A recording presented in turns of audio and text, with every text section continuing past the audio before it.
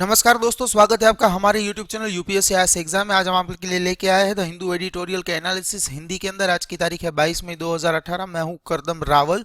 मंगलवार। तो देखते हैं कि जो हमारा वीडियो कोर्स शुरू हो गया है उसकी जो प्राइस है वो 9,999 है, लेकिन 4,999 में पहले 2,000 एस्पिरेंट्स को मिलेगा रजिस्ट्रेशन। और ज़्यादा जानकारी आपको हमारी वेबसाइट www.upsciexams पे मिलेगी।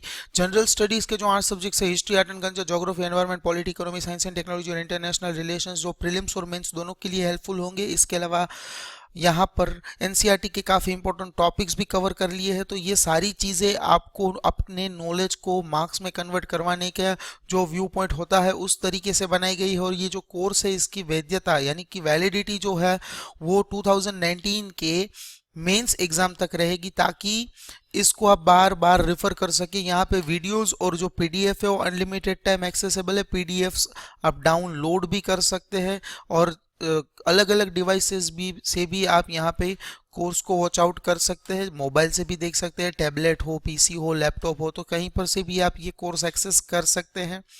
तो ये दोस्तों, इसके बारे में ज़्यादा जानकारी लेने के लिए भूलिएगा मत, हमारी वेबसाइट की विजिट ज़रूर से करिएगा। वेबसाइट फिर से आपके लिए दोहरा देता हूँ, www.upsciexams.com। और आप हमें सोशल मीडिया प्लेटफॉर्म पर भी फॉलो कर सकते हैं। आज का जो रोड मैप रहेगा वो इस तरह से रहेगा। पिछले एडिटोरियल में पूछे गए क्वेश्चन का आंसर देंगे, नया सा एक क्वेश्चन बना के लाया है वो आपसे पूछेंगे और उसका आपको आंसर देना है। सही जवाब दिया तो कमेंट वाली स्लाइड में ऐड करेंगे। उसके बाद 3 आर्टिकल्स के ऊपर डिस्कशन करेंगे। माइल्स टू गो, तो यहाँ पे एजुकेशन के ऊपर ये माइल्स टू गो, ये जो the classroom as the instruction castle है, जो ये एजुकेशन के ऊपर आर्टिकल है, तो ये भी जनरल स्टडीज 2 के अंदर आएगा। माइल्स टू गो ये जनरल स्टडीज 3 के अंदर आएगा। और ये on the great Asian highway जो है वो जनरल स्टडीज पेपर 2 के अंदर आएगा। इसके अंदर इंटरनेशनल रिलेशंस को कनेक्ट करते हुए क्वेश्चन पूछे जाएंगे। तो तीनों आर्टिकल आज बहुत ही इंपॉर्टेंट है, बहुत ही अच्छी तरह से डिस्कशन करेंगे। आज 2 पेज के वोकेबलरीज आपके लिए लेके आया है, तो 2 पेज के वोकेबलरीज आपकी राइटिंग स्किल एनहांस करने के लिए हेल्पफुल रहेंगे। पहला जो आर्टिकल है the classroom is the instructions castle, तो यहाँ पे जो बालाकृष्णन है इस आर्टिकल के राइटर, उनका कहना है कि भाई हमारी जो यूनिवर्सिटी ग्रांट कमीशन है, हमारी यूनिवर्सिटीज़ वहाँ पे बच्चों को पढ़ाने के लिए एक तरह से पपेट का वर्क करती है। जिस तरह से ऊपर से बोला गया है उसी तरह से पढ़ाया जाएगा। तो इसके ऊपर इंटरनेशनली काफ़ी सारे नेगेटिव कमेंट्स सामने आए हैं, तो उसकी बात सही है ऐसा बालाकृष्णन सर का मानना है। और उन्होंने जो कहा है, उनका जो नज़रिया है, उनकी बात को समझा है, उन्होंने क्रिटिक्स को समझा है और उसके लिए थोड़े से टर्म्स एंड कंडीशंस यहाँ पे नई तरह से सोच समझ के यहाँ पे रखे हुए हैं। तो इसके ऊपर डिटेल से डिस्कशन करेंगे। दूसरा जो आर्टिकल है on the great Asian highway, तो ये इंडिया चाइना जो 2 एशियन जायंट्स है, तो ये कंट्रीज अगर हाथ मिला लेते हैं तो रोड और जो ट्रांसपोर्टेशंस है वो किस तरह से डेवलप हो सकते हैं, और जो एशिया है वो एशिया एज अ होल कितना ग्रो कर सकता है, क्या क्या चीज़ें हैं जो दोनों के बीच में डिफरेंस खड़ी करती है और उस डिफरेंस के मिटने से कितना बेनिफिट हो सकता है। इसके ऊपर ये आर्टिकल है। सैयद मुनीर खसरू ने ये बहुत ही डिटेल्ड तरीके से ये आर्टिकल लिखा है और एक बहुत ही ब्रॉडर कॉन्सेप्ट लेके आए हैं। सोचने वाली बात है। मैं तो समझता हूँ यूपी इस तरह का क्वेश्चन यूपीएससी ज़रूर से पूछ सकता है मेंस के एग्जाम्स में, तो ये डिटेल से डिस्कशन में लेंगे। तीसरा जो आर्टिकल है माइल्स टू गो, तो ये बैंकरप्सी के रिलेटेड आर्टिकल है। तो यहाँ पे बैंकरप्सी की बात हो रही है और जो कोड ऑफ कंडक्ट के अंदर जो चेंजेस की रिक्वायरमेंट है उसके ऊपर बात की गई है कि भाई चेंजेस लाने चाहिए। इस आर्टिकल में थोड़ा बहुत चेंजेस देखने को मिले और क्या क्या बेनिफिट्स अभी जो बैंकरप्सी कोड 2016 आया उससे अब तक क्या क्या चीज़ बेनिफिट्स देखने को मिला, इसके ऊपर डिस्कशन करेंगे। और ये जो आर्टिकल है विक्ट्री अमिड वायलेंस, तो यहाँ पे तृणमूल कांग्रेस जो है वेस्ट बंगाल पंचायत पोल्स के अंदर हाई कॉस्ट का उनको सामना करना पड़ा है। और यहाँ पे एकदम से पॉलिटिकल आर्टिकल है। जो बंगाल के अंदर जो गवर्नमेंट चलती है तृणमूल टीएमसी, तृणमूल कांग्रेस, तो इसके ऊपर ये आर्टिकल है। हमें डिस्कस करने के लिए नहीं है क्योंकि इसके ऊपर कोई क्वेश्चन नहीं पूछा जाएगा। तो पिछले एडिटोरियल में हमने आपसे पूछा था कि न्यूक्लियर डॉक्ट्राइन इंडिया ने कब अडॉप्ट किया था, तो 2003 में अडॉप्ट किया था। India's minimum credible nuclear deterrence doctrine and no first use policy are based on the concept of deterrence by denial rather than deterrence by punishment. तो हम सामने से यूज नहीं करेंगे बाकायदा, लेकिन अगर हमें कोई फोर्स करता है और हम पे कोई हमला करता है तो हम उस हमले का जवाब जरूर से देंगे। ये हमारी न्यूक्लियर डॉक्ट्राइन की पॉलिसी है, 2003 के अंदर हमने अडॉप्ट की थी। तो सही जवाब दिया है ऋषभ सोनी ने। तो इसी तरह से जो आज का क्वेश्चन है, Raja Ram Mohan Roy visited England as an ambassador of which Mughal emperor, तो इसको हिंट देने के लिए आज का जो फन फैक्ट है वो इसी तरह से बना के लेके आया, जो आपको कुछ हिंट मिले। अगर आपने मुगल एम्परर के किंग सारे पढ़े हैं तो आपके लिए हेल्पफुल होगा। इसी तरह से आप सही जवाब देंगे, आप एक हो, तीन हो, पांच हो, जितने भी लोग सही जवाब देंगे हम उनका नाम इस स्लाइड में ज़रूर से ऐड करेंगे। तो सही जवाब देने के लिए नीचे कमेंट बॉक्स में जाइए और आंसर दीजिए। हो सके तो अपने नॉलेज के हिसाब से आंसर दीजिए, ना कि गूगल करने के बाद, क्योंकि आजकल गूगल पे बहुत सारी चीज़ें अवेलेबल है, लेकिन ट्रस्टवर्दी होना ये ज़रूरी बात है। तो आज का जो फन फैक्ट है वो ये है, Raja Ram Mohan Roy was born in Radhanagar village in Hooghly district in Bengal on 22 May 1772, यानी कि आज उनका बर्थडे है। इन 1815 ही एस्टैब्लिश्ड सत्यम आत्मीय सभा, ही precursor in the social religious reforms in Bengal. In 1817 he founded महापाठशाला, जो आज हिंदू कॉलेज के नाम से भी उस समय भी जाना जाता था, at Kolkata along with Radhakant Dev and others. It was renamed as Presidency College in 1855. याद रखिए 1817 में बनाया, 1855 में इसका नया नाम दिया गया presidency college. Was upgraded as the full university recent in 2010। In 1828 ही launch Brahmo Sabha along with Debendranath Tagore, बहुत ही जानी मानी बात है ये।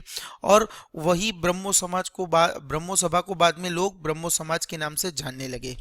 तो चलिए दोस्तों डिस्कशन स्टार्ट करते हैं। जो नई बैंकरप्सी कोड आई है वो देखने में तो पहले से थोड़ी सी अच्छी लगती है कि भाई फर्स्ट सक्सेस मानी जा रही है। फर्स्ट सक्सेस किस तरह से मानी जा रही है, एक गुड न्यूज़ निकल के आई है कि भाई भूषण स्टील करके कंपनी थी, उन्होंने 56,000 करोड़ रुपए की लोन के सामने उन्होंने बोल दिया कि हम बैंक करप्ट है, हमारे पास पैसा नहीं है।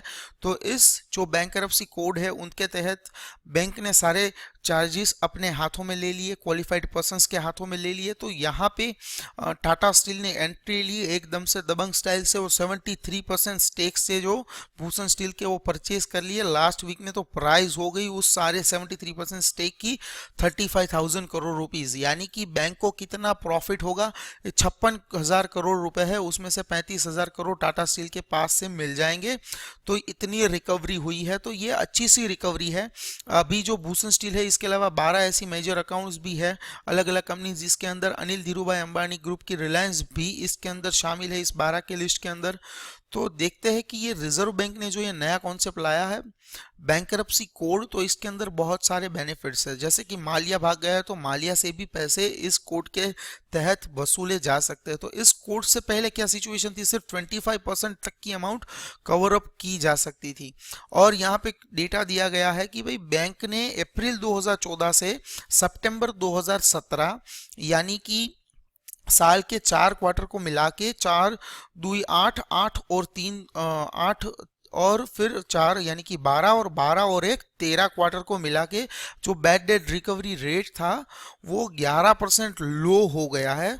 यानी कि और ज़्यादा लोग बैंकरप्ट होते जा रहे हैं, और ज़्यादा लोग लोन वापस देने के लिए हट रहे हैं। 11% लो हुआ है, यानी कि 11% इंक्रीज हुआ है बैड लोन का परसेंटेज। और इसके अलावा जो नॉन परफॉर्मिंग एसेट का इश्यू जो इंडिया के अंदर बहुत ही बड़ा और क्रूशियल है, वो 2.41 लाख करोड़ तक का जो नॉन परफॉर्मिंग एसेट का जो अमाउंट था वो तो बैंकों ने रिटर्न ऑफ कर दिया, यानी कि अपने अकाउंट से ही हटा दिया कि भाई ये तो हमने मान लिया कि इतने पैसे तो आएंगे ही नहीं, तो ये पैसे जा कहाँ से रहे, हमारी जेबों से, क्योंकि हम भरते हैं टैक्स, टैक्स जाता है गवर्नमेंट के पास, और ये जो बैंक्स को ये पैसा नहीं मिलता तो बैंक रोने को जाती है गवर्नमेंट के पास, और गवर्नमेंट कहती है चलो भाई ठीक है हम आप लोगों को पैसे दे देंगे। तो अल्टीमेटली हुआ क्या कि हमारे पैसे जो गवर्नमेंट के पास गए, गवर्नमेंट के पास से वो वहाँ पे गए। तो यहाँ पे स्पीडी रिजोल्यूशन लाने के लिए और तो एक सिनेरियो यहाँ पे क्रिएट किया गया है कि किस तरह से बैंकरप्सी कोड वर्क करता है। 7 दिनों के अंदर जो भी बैंकरप्सी लोन नहीं भरता उनको एक नोटिस भेजी जाएंगी, और उस नोटिस के मिलने के 14 दिनों के अंदर उसको रिस्पॉन्स करना है। रिस्पॉन्स नहीं किया तो फ्रॉम द 15th डे एक एक्यूरेट एक्सपर्ट या फिर उसकी टीम कंपनी के जो राइट्स और पावर्स जो है वो अपने हाथों में ले लेगी, बिना किसी को पूछे, बिना किसी की ऑटोग्राफ सिग्नेचर, कुछ भी नहीं लेना है, किसी का अप्रूवल नहीं रहना, अपने हाथों में ले लेंगे और वो डील करेंगे कंपनी की मैटर के साथ में। तो इसी तरह से ये वर्क करेगा। तो इसका जो अभी बेनिफिट निकल के आया है कि क्या हुआ है कि इंडियन बैंकरप्सी कोड जो इस तरह से वर्क करने लगेगा तो यहाँ पे दो चीजें निकल के आएगी, दो ऑब्जेक्टिव होंगे और दोनों ही ऑब्जेक्टिव अचीव भी होंगे। एक तो मिलेगा स्पीडी रिजोल्यूशन, जल्दी से काम हो जाएगा, रिकवरी वगैरह की जो पॉसिबिलिटीज है लेंडर्स की वो मैक्सिमाइज होगी, क्योंकि जो रिलेटेड पर्सन ही नहीं है वही सारा कमान अपने हाथों में संभालेगा, तो वो बिना कुछ भेदभाव या फिर सब कुछ जान परख के अमाउंट डिसाइड करेगा कि इतना ज़्यादा अमाउंट रिकवर हो सकता है और एक स्पीडी रिजोल्यूशन निकल के आएगा। तो काफ़ी सारे बेनिफिट्स है। दूसरी जो चीज़ निकल के आई है वो है the classroom as the instructors castle. तो यहाँ पे एक आईटी कंपनी के एक ग्लोबल लीडर ने कहा था, ये जो आर्टिकल है उसका थोड़ा बैकग्राउंड लेते हैं कि भाई इंडियंस है वो क्रिएटिव नहीं है। इसी तरह से एप्पल के को फाउंडर है स्टीव वोजनैक, तो उन्होंने कहा है कि भाई इंडिया की जो एजुकेशन सिस्टम है कुछ भी हो, लेकिन इंडियंस लोगों के पास ज़्यादा दिमाग नहीं है, ज़्यादा बुद्धि नहीं है, कोई रास्ते का तोड़ निकालने में सक्षमता उन लोगों की काफ़ी कम है, यानी कि हम जुगाड़ नहीं कर सकते। तो जुगाड़ के रास्ते से हम कोई वे नहीं निकाल सकते। तो इसको इंग्लिश में इन लोगों ने बोला है कि हम लोगों के पास क्रिएटिविटी नहीं है, क्योंकि हमारी जो एजुकेशन सिस्टम है वो काफ़ी वीक है। तो यहाँ पे कुछ अमाउंट तक अगर आप देखें, कुछ परसेंटेज तक देखें, तो राइटर ये कहते हैं कि मिस्टर वोजनैक, स्टीव वोजनैक जो कहते हैं वो काफ़ी हद तक सही है, क्योंकि इसके पीछे का इन्होंने एक राज खोला है, एक दरवाज़ा खोला है कि ऐसा क्यों है। तो भाई हमारे यहाँ पे चाहे एमबीए कर लो, एमईआरसी कर लो, तो यहाँ पे क्या सिचुएशन इंडिया के अंदर, एक सिस्टम है, बुक्स बनाई गई है, आपको बुक्स पढ़नी है, बुक्स के अंदर जो भी लिखा है आप 2, 1.5, 3, 4 साल जितना भी आप पढ़ते हो, मास्टर डिग्री वगैरह करते हो, ग्रेजुएशन करते हो, तो उसके अंदर जो बुक्स में लिखा है, जो ऑथर्स ने लिखा है आप पढ़ो, प्रैक्टिकली उसको कनेक्ट करने की फोर्सफुली आप ट्राई करो, कनेक्ट हो रहा है कि नहीं हो रहा है, लेकिन उसको फिर भी फोर्सफुली ट्राई करो। टीचर्स भी यही पढ़ाते हैं, बच्चे भी यही पढ़ते हैं, और मार्केट में आके देखते हैं कि सिनारियो एकदम से पूरा सा अलग है। तो इसका जो क्लेम जाता है वो जाता है, एक तो फिर यूनिवर्सिटी ग्रांट निर्माण, यूनिवर्सिटी ग्रांट कमीशन, और उसके लगाए गए रूल्स की भाई बुक्स में जो लिखा है आपको उसी तरह से पपेट की तरह पढ़ाना है। तो टीचर्स के ऊपर ऑटोनॉमी नहीं है, यानी कि टीचर्स खुद अपनी क्रिएटिविटी यूज नहीं करेंगे, खुद अपना दिमाग यूज नहीं करेंगे। तो हायर एजुकेशन के ऊपर आप चाहे कितना भी खर्चा कर लो, अगर जो प्रोडक्टिविटी है वही टॉक्सिक हो जाएगी तो आपको रिजल्ट्स कैसे देखने को मिलेंगे। कहीं तकरीबन 50 साल के टाइम पीरियड के पहले जो नोबेल लॉरिएट है अमर्त्य सेन, तो उन्होंने कहा था क्राइसिस इन इंडियन एजुकेशन। तो यहाँ पे इंडियन एजुकेशन की जो पॉलिसीज है उसको एक नए तरीके से शेप आउट करना चाहिए। तो मैं आपको यहाँ पे एक थोड़ा एक्सटर्नल एग्जांपल देना चाहता हूँ कि हमारे देश की जो एजुकेशन सिस्टम है वो किस तरह से है। बचपन से बात करते हैं, पहले ABCD और 1 2 3 फिर सिखाए जाते हैं, फिर टेबल सिखाए जाते हैं, फिर वर्ड सिखाए जाते हैं, फिर सेंटेंस, ग्रामर, अलग अलग लैंग्वेजेस हर जगह पे, हर स्टेट के अंदर वर्नाक्युलर लैंग्वेजेस। बात करते हैं कि आप इंग्लिश मीडियम में पढ़ते हो तो इस तरह से वर्क होगा। फिर आप 8th में आ गए तो फिर आपको 9th के अंदर प्रिपरेशन करवाई जाएगी कि 10th में किस तरह से परफॉर्म करना है। 10th के अंदर हर 5 साल, 6 साल, 10 साल के अंदर अलग अलग स्टेट में अलग अलग टाइम पीरियड में कोर्सेज चेंज और मॉडिफाई होते हैं। फिर आप उसी तरह से 11th में प्रिपरेशन स्ट्रीम सिलेक्ट करके करोगे कि 12th में किस तरह से अपीयर करना है। 12th में आने के बाद आपके पास ज़्यादा से ज़्यादा 2 या 5 ऑप्शन होते हैं कि भाई ये चीज़ें चल रही है, बाकी अवेलेबल है लेकिन उसके अंदर कोई स्कोप नहीं है। फिर आपने ग्रेजुएशन कर ली, ग्रेजुएशन के अंदर वही चीज़ है, 5 साल 10 साल में कोर्स चेंज होता है, यहाँ पे ज़्यादा कुछ मॉडिफिकेशन नहीं है। ऑथर ने लिखा है उसको फोर्सफुली आपको मार्केट के साथ कनेक्ट करके पढ़ना है, और वो पढ़ने के बाद जब आप मार्केट में आते हो तो लोग आपसे पूछते हैं आपके पास तो एक्सपीरियंस है कि नहीं है, तो कि नहीं है, मैं फ्रेशर हूँ। फ्रेशर देखेंगे तो क्या करेंगे कि उसको पता ही नहीं है काम क्या करना है। तो जो इतने सालों में जो पैसा खर्च किया है पढ़ाई में, स्पेसिफिकली अगर बात करें कि जो 11 12 से लेके ग्रेजुएशन तक और पोस्ट ग्रेजुएशन तक जो भी खर्चा किया है, वो जो सैलरी मिलती है मार्केट में आने के बाद वो सैलरी इतनी लो होती है कि 10 साल 20 साल तक की अगर जॉब कर ले तो वो इन्वेस्टेड अमाउंट रिटर्न नहीं हो सकती। काफ़ी सारी महंगी कॉलेजेस है।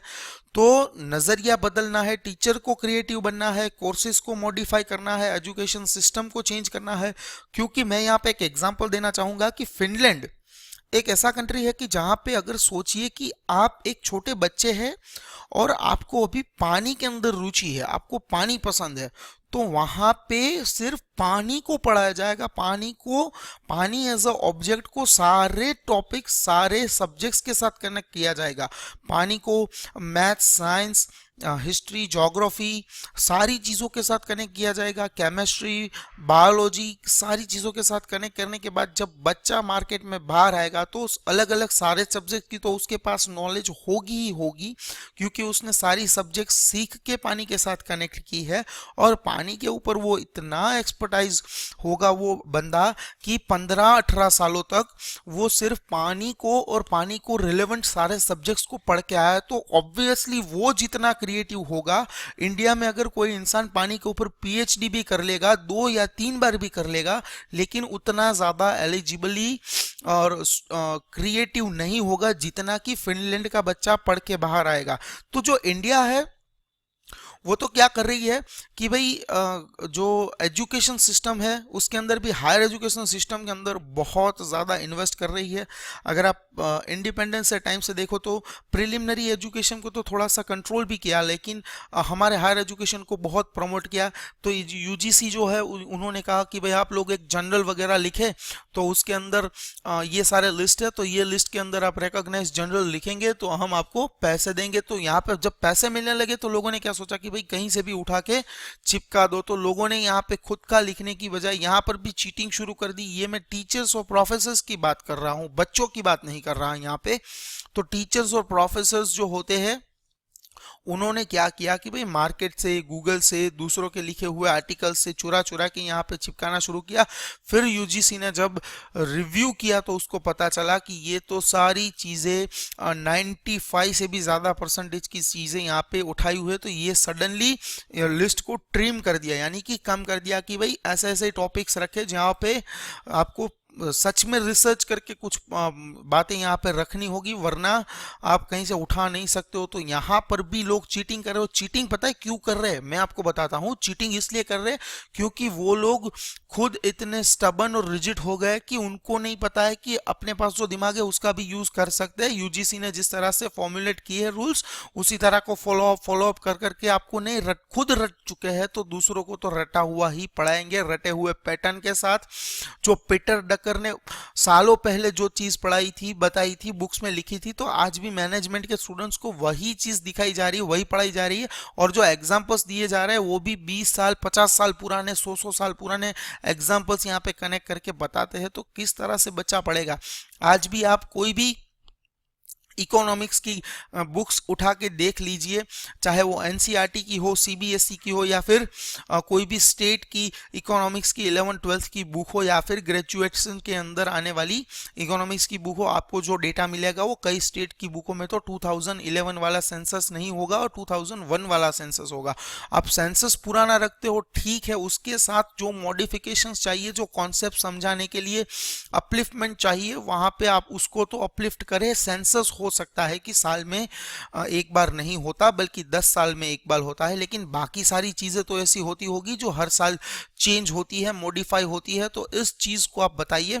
इंडिया के अंदर इतनी सारी गवर्नमेंट पॉलिसीज चल रही है, लेकिन कोई भी इतना लॉरिएट नहीं है एजुकेशन स्ट्रीम के अंदर कि बच्चों को ये पढ़ा सके कि इंडिया के अंदर इतनी सारी चीजें चल रही है, आप यहाँ से एडवांटेज लो, यहाँ से मदद लो, और जिन जिनको मदद है चाहिए उनको ये डिलीवर करे। तो यहाँ पे एजुकेशन सिस्टम हमारी बहुत ही बेकार और नीची कक्षा की है, इसीलिए हमारे यहाँ पे क्रिएटिविटी कम है।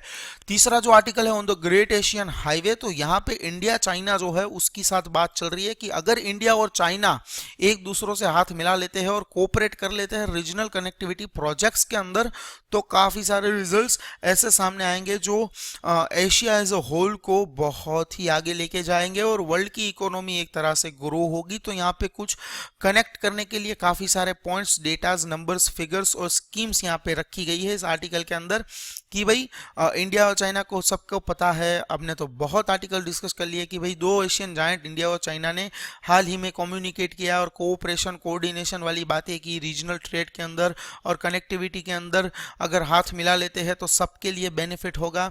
और नॉन मिलिट्री इश्यूज के ऊपर यहाँ पे डिस्कशन अभी नहीं, बहुत ही ज़्यादा डिस्कशन हुई है नॉन मिलिट्रिकल टॉपिक्स के ऊपर। तो इंडिया जो है उसका हम स्टैंड पहले देख लेते हैं कि इंडिया चाहता था कि सार्क के जो नेशन है वो रोड और सी के माध्यम से कनेक्ट किए जाए, तो लेकिन सारे कंट्रीज ने अप्रूवल नहीं दी। एक तो हमारा प्यारा बच्चा पाकिस्तान है, उसके साथ हमारे कनेक्शंस अच्छे नहीं हैं। तो इंडिया ने क्या किया कि भाई 23 अप्रैल ने एक ट्रायल बनाया कि भाई हमने एक BBIN नेटवर्क बनाया है। BBIN नेटवर्क का फुल फॉर्म है 4 देश, बांग्लादेश, भूटान, इंडिया और नेपाल। तो यहाँ पे हम लोग एक लेके आएंगे मोटर व्हीकल एग्रीमेंट, जिसके अंदर जो रोड्स बनाए, अच्छी तरह से रोड बनाए जाएंगे और यहाँ पे इन रोड के माध्यम से 4 देशों के अंदर आवाजाही बनेगी और एक दूसरों के साथ में कनेक्टिविटी सुधारी जाएगी ताकि ट्रेड को सबसे ज़्यादा बूस्टअप किया जा सके। तो इसी तरह से ये सोच आई थी BRI से। तो BRI जो है बहुत ही बड़ा फ्लैगशिप प्रोजेक्ट है, वो पूरे एशिया को कनेक्ट करने चाहते हैं रोड के माध्यम से। आपको पता है एशिया भी एक तरह से तो आइलैंड ही है। तो एशिया जो जिसके अंदर पूरी जो लैंड है उस आइलैंड की, एशिया एज अ आइलैंड के बीच में जो भी लैंड है उस लैंड को चाइना चाहता है कि बेल्ट एंड रोड इनिशिएटिव नाम का एक प्रोजेक्ट लाया जा सके, जहाँ जहाँ पे समुंदर आ जाता है, कोई दरिया आ जाता है, तो उसके ऊपर बेल्ट्स बनाए जाएंगे, यानी कि पुल वगैरह। जैसे कि हमारा मुंबई महाराष्ट्र के अंदर सी लिंक है, तो उस तरह से आप रोड बनाएंगे, लेकिन हम कंस्ट्रक्ट करेंगे ताकि पूरे एशिया को रोड के माध्यम से एक दूसरों के साथ जोड़ा जा सके और ट्रेड को बूस्ट किया जा सके। क्योंकि जो ट्रेड है वो कम है क्योंकि पुअर कनेक्शन है। साउथ एशिया की 1.8 बिलियन पॉपुलेशन है, आप सोचिए कितनी हो गई है 1.8, क्योंकि साउथ एशिया में इंडिया और चाइना आ जाते हैं, दो मेजर कंट्रीज की जिसकी सबसे ज्यादा पॉपुलेशन है वर्ल्ड में, 1 और 2 रैंक पे आने वाले। लेकिन हमारा जो साउथ एशियन रीजन है उसका इंट्रा रीजनल ट्रेड, यानी कि जिन जिन कंट्रीज को आप साउथ एशिया कैटेगरी के अंदर रखोगे, जैसे कि इंडिया, नेपाल, भूटान, बांग्लादेश, श्रीलंका, मालदीव्स, चाइना, अफगानिस्तान, पाकिस्तान, तो ये सारा जो रीजन है, तो यहाँ पे बहुत ही कम, यानी कि सिर्फ 5% इंट्रा रीजनल ट्रेड है। हम सिर्फ 5% ट्रेड कर पाते हैं क्योंकि यहाँ पे जो कनेक्टिविटी है, रोड्स हैं, ट्रांसपोर्टेशन के जो माध्यम से, वो बहुत ही वीक है। अगर बात की जाए साउथ और साउथ ईस्ट एशिया की, तो यहाँ पे मल्टी रीजनल इनिशिएटिव काफ़ी सारे चलाए गए हैं इंडिया और चाइना के द्वारा, लेकिन दोनों ही स्लो स्पीड से प्रोग्रेस कर रहे हैं और जो बेनिफिट्स मिलेगा वो भी कम होगा। अगर सार्क और बिम्स्टेक आप बताइए हमें कमेंट में कि कौन कौन से कंट्रीज बिम्स्टेक में आते हैं। 7 कंट्रीज है बिम्स्टेक के अंदर आते हैं, वहां पर थोड़ा थोड़ा लिटिल बिट ग्रोथ देखने को मिलता है और इंटर रीजनल कनेक्टिविटी सेक्टर्स अच्छी तरह से बताया जा सकता है। तो इंडिया का जो बे ऑफ बंगाल है और मलाका स्ट्रेट फनल है, वो वर्ल्ड के बिजिएस्ट वाटरवेज माने जाते हैं और यहाँ पे स्ट्रेटेजिक हॉटस्पॉट इसको गिना गया है वर्ल्ड ट्रेड के लिए, क्योंकि कनेक्टिविटी के लिए यहाँ पे बहुत सारी सुविधाएं अवेलेबल है। तो ये सारी चीजें हर जगह पे होनी चाहिए। चाइना तो यही कर रहा है कि अपना BRI इनिशिएटिव आगे बढ़ा रहा है ताकि पूरे विश्व के साथ ट्रेड कर सके, हर किसी के साथ ट्रैवल, रोड के माध्यम से, बेल्ट के माध्यम से ट्रैवल करके हर देश के अंदर अपने सामान को भेज सके ताकि अपनी इकोनॉमी को वो बूस्ट कर सके। तो अगर ये अलग अलग प्रोजेक्ट्स करेंगे, BRI, बिम्स्टेक, BBIN, तो इससे क्या होगा कि भाई जो एफर्ट्स है वो डिस्ट्रीब्यूट और डाइल्यूट हो जाएंगे। बल्कि राइटर कहते हैं कि कोऑर्डिनेशन और कंसल्टेशन के बाद इंडिया और चाइना अगर हाथ मिला देते हैं तो जो प्रोजेक्ट्स और स्कीम्स यहाँ पे चल रही है वो मोर इफेक्टिव वर्कआउट करेगी, कम पैसों में ज्यादा रिजल्ट्स निकल के आएगा और दोनों के लिए यहाँ पे विन विन सिचुएशन हो जाएगी। क्योंकि देखा देखी नहीं होगी ना, उन्होंने 10 लाख की गाड़ी ली, हम भी 12 लाख की ले लेते हैं, तो ये नहीं होगा। दोनों देश अगर एक साथ काम करेंगे कि भाई मिलके लेते हैं ना, मिलके काम करते हैं, मिलके रोड बनाएंगे, मिलके हमारा जो BRI इनिशिएटिव है उसमें हाथ मिला लो।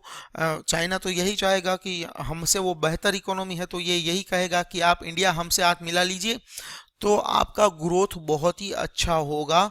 तो ये सारी चीजें सोचने वाली है। तो राइटर का जो व्यू पॉइंट है यहाँ पे ये बहुत ही इंपॉर्टेंट है। और मोदी और जिनपिंग की जो इनफॉर्मल समिट हुई थी वहाँ पे काफ़ी सारी पॉजिटिव साइड्स देखने को मिली है। तो अभी जून के अंदर शंघाई कोऑपरेशन ऑर्गेनाइजेशन की समिट होने वाली है क्विंगडाओ के अंदर, तो वहाँ पे चाइना में देखते हैं कि अपॉर्चुनिटीज़ है कि इन मुद्दों के ऊपर डिस्कशन हो और रीजनल इनिशिएटिव अगर होता है, अच्छी कम्युनिकेशन होती है, तो कोऑपरेशन और बेटर कम्युनिकेशन से बहुत अच्छे बेनिफिट्स हर कंट्री के लिए हो सकते हैं। ये इंडिया और चाइना के हाथ मिलाने से सिर्फ ये नहीं है कि इन दो कंट्रीज को बेनिफिट होंगे, लेकिन ये कॉन्टिनेंटल बेनिफिट्स होंगे, रीजनल और सब रीजनल और जियोपॉलिटिक्स भी यहाँ पे बेनिफिट में देखने को मिलेगा, क्योंकि जो प्राइजेस होंगे वो बहुत ही कॉस्ट एफिशिएंट होंगे दोनों नेशन के बीच में। ट्रेड के रिलेटेड जो भी चार्जेस लगेंगे वो भी कम लगेंगे, और जो इकोनॉमिक अपॉर्चुनिटी वो कहीं पर भी गुम नहीं होगी, अपने पास अपने हाथों में रहेगी, क्योंकि अलग अलग प्रोजेक्ट्स नहीं करने हैं, एक ही प्रोजेक्ट्स और कॉमन प्रोजेक्ट के ऊपर वर्क करना है, ताकि दोनों इंडिया और चाइना एक बहुत ही एशिया के सबसे बड़े जायंट माने जाते हैं। अगर हम लोग एक हो गए तो जो इकोनॉमिक इंटरेस्ट है वो तो हम दोनों का एक ही है कि हमको ट्रेड के ऊपर ग्रो करना है। ट्रेड ही हमारी ऐसी पकड़ की सामग्री है जिससे कि हम अपने इकोनॉमी को बूस्ट कर सकते हैं। तो स्मॉलर नेशन को भी इससे बेनिफिट मिलेगा, और जियोपॉलिटिक्स के अंदर भी हमारा दोनों कंट्रीज का स्थान बहुत ही महत्वपूर्ण हो जाएगा अगर दोनों कंट्रीज हाथ मिला लेते हैं तो आज के लिए दोस्तों इतना ही। ये वोकैबुलरीज 2 स्लाइड्स के अंदर है, स्क्रीनशॉट ले लीजिए या फिर आप इसको पोस्ट करके अल्फाबेटिकल ऑर्डर के वाइज लिखिए, ताकि आप अपने डे टू डे यूज के अंदर इन वर्ड्स को यूज कर पाए, ताकि आने वाले समय में पेपर राइटिंग वगैरह एक्टिविटी में जनरल स्टडीज के बाद जो आएगा मेंस एग्जाम, उसके लिए आपको तैयार होना है। इवन ये प्रीलिम्स में भी हेल्पफुल होता है। अगर आप यहाँ से वर्ड्स पढ़े हैं तो क्वेश्चन जब आपके सामने आएगा हिंदी में नहीं पता चलेगा तो इंग्लिश में अगर आपको ये वर्ड्स पता है तो हेल्पफुल होगा, और आप इंग्लिश के ही स्टूडेंट्स हैं तो भी आपके लिए ये बहुत इंपॉर्टेंट है, क्योंकि इसी तरह के वर्ड्स यूपीएससी यूज करता है, ताकि जो कॉन्सेप्ट है वो थोड़ा सा उन्हीं लोगों को समझ में आए जो मेहनत और कमर कस के आए हो। तो थैंक यू दोस्तों, आज के लिए इतना ही। आप इस वीडियो को लाइक करें, कमेंट करें। मैंने 2 चीज़ें आपको एडिटोरियल में पूछी है, कमेंट में ज़रूर से बताइएगा। बिम्स्टेक के अंदर कौन कौन से कंट्रीज आते हैं, और एडिटोरियल के पहले फन फैक्ट वाली साइड में क्वेश्चन पूछा है। इस वीडियो को अपने नियर एंड डियर वंस के साथ शेयर करें और उनको बोलिए कि इस तरह का नॉलेज प्राप्त करने के लिए चैनल को सब्सक्राइब करें और बेल आइकन पर क्लिक करें, ताकि आने वाले वीडियोस की सारी जानकारी तुरंत उनको प्राप्त हो सके। थैंक यू दोस्तों, जय हिंद, भारत माता की जय, वंदे मातरम।